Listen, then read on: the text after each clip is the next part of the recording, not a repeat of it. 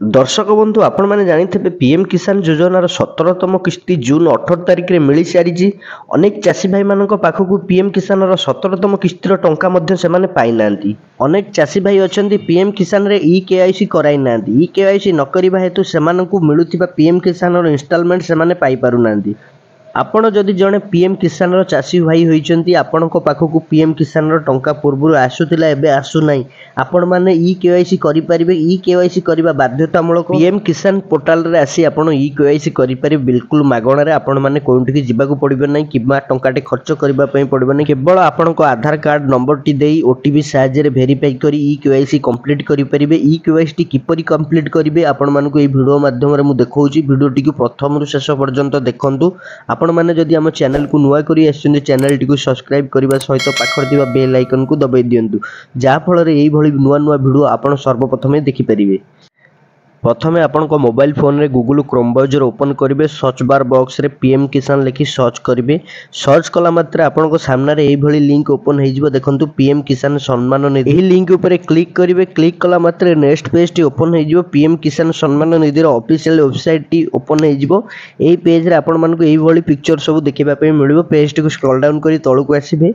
तलू आसला आपण मानक देखा मिलूँ ये देखु देखो पीएम किसान 17तम इंस्टॉलमेंट मिल सारी जून 18 तारिख में।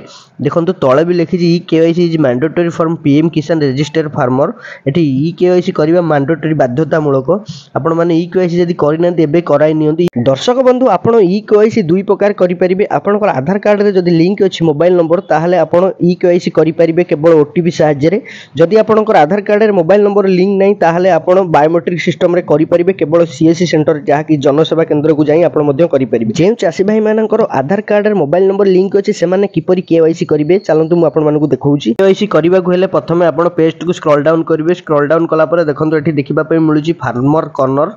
फार्मर्स कॉर्नर रे देखो तले देखा मिल बहुत सारा ऑप्शन। देखो भर प्रथम अच्छी e KYC option. E KYC option उपर क्लिक करेंगे। क्लिक कला मात्रे नेक्स्ट पेज टी ओपन हो देखो ओटीपी बेस्ड ई केवाईसी आपण मानक एमती देखा मिल। ये आपको गोटे बॉक्स देखा मिलूँ। यही बॉक्स रे आपनकर आधार नंबर टी एंटर करेंगे। आपनकर आधार जो नंबर टी अच्छी 12टी नंबर से नंबर टी एंटर करी सर्च बटन उपर क्लिक करेंगे। क्लिक कला मात्रे नेक्स्ट पेज टी ओपन हो। यही पेज रे आपनको आपनकर आधार कार्ड रे रजिस्टर थिबा जो मोबाइल नंबर टी से मोबाइल नंबर टी एंटर करबा पड़ो। मोबाइल नंबर टी एंटर कर साला पर साइड रे अच्छी देखो गेट मोबाइल ओटीपी ता ऊपर क्लिक करेंगे। क्लिक कला मात्रे नेक्स्ट पेज टी ओपन हो। किसी समय वेट करेंगे। देखो नेक्स्ट पेज टी ओपन हो जाइए। यही पेज रे आपण मानकु देखिबा पे मिलिबो। देखो मोबाइल ओटीपी आपण को जो मोबाइल नंबर टी रजिस्टर अच्छी आधार रे जो नंबर टी आपण एंटर कले से नंबर को गोटे ओटीपी आसीथिबो। से ओटीपी टी बॉक्स रे एंटर करेंगे। ओटीपी टी एंटर कर साला पर साइड रे अच्छी देखो सबमिट ओटीपी ता ऊपर क्लिक करेंगे। चलतु आगे ओटीपी टी एंटर कर दवा। दर्शक बंधु देखो आपण को आधार कार्ड रे रजिस्टर थिबा मोबाइल नंबर को प्रथमे आसीबो 4 अंकर गोटे ओटीपी। से ओटीपी टी देई सबमिट ओटीपी ऊपर क्लिक करबा। क्लिक कला मात्रे देखो नेक्स्ट पेज टी ओपन हो जाइए। एई पेज रे आपण मानकु देखिबा पे मिलबो। देखो गेट आधार ओटीपी। गेट आधार ओटीपी ऊपर क्लिक करेंगे। क्लिक कला मात्रे नेक्स्ट पेज गोटे ओपन हो। यही पेज रे आपण मानकु देखिबा पे मिलबो। देखंतु आधार रजिस्टर्ड मोबाइल ओटीपी। आपण को आधार कार्ड रे रजिस्टर थिबा मोबाइल नंबर को जो ओटीपी टी आसीबो 6 अंकर। प्रथमे आसीला 4 अंकर। देखंतु तापर आसीबो 6 अंकर ओटीपी टी।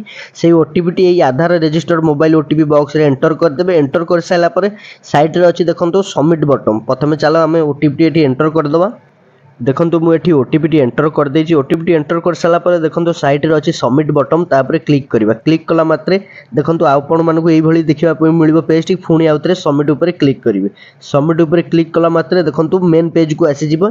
एठी आपनकु आपनकर आधार नंबर टी जे आधार नंबर टी प्रथमे देइथिले सेही नंबर टी एठी देइकरी आउतरे चेक करेंगे। देखो आधार नंबर टी देई सर्च बटन ऊपर क्लिक कला मात्रे एठी देखिबा पे मिलिबो e KYC is already done. दर्शक बंधु आपण माने एई भली भाबे करि परिबे ई केवाईसी घरे बसी केवल आपनकर मोबाइल फोन द्वारा। ई केवाईसी किपरि करा जाय आपण मानकु ए वीडियो माध्यम रे जणैछि। वीडियोटी भल लागितले वीडियोटी लाइक करिवे, कमेंट करिवे, शेयर करिवे, हम चैनल को मध्य सब्सक्राइब करिवे।